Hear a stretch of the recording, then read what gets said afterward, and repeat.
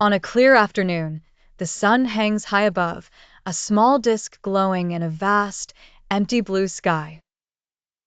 People glance upward, squinting briefly, but nobody comments on its size. It seems unremarkable, quietly presiding over the day, almost dwarfed by the openness surrounding it. Hours later, the sun sinks toward the horizon. It hovers above rooftops, trees, or distant mountain peaks, painting the sky gold and crimson. Suddenly, everyone notices. The sun looks enormous, looming near Earth, overwhelming the landscape. Children point out its size as adults snap pictures, remarking on how much larger it seems.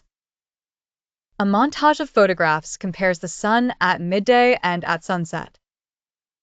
Despite its grand appearance on the horizon, careful measurement reveals the sun is the same size in both photos. No matter the moment, its diameter remains unchanged.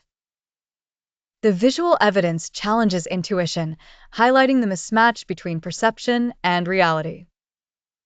Inside the mind, an illustration appears. The brain scans the landscape, noting nearby objects, trees, buildings, mountains that frame the horizon. When the sun is high, there's nothing for comparison, making it feel distant and small. As it approaches the horizon, the brain sets the sun against familiar objects.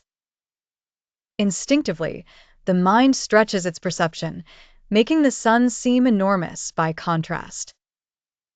Another factor is the shape of the sky. People perceive the dome above as flattened, so anything far away and low seems larger than expected. Real-world connection. This illusion happens not just with the sun, but with the moon as well.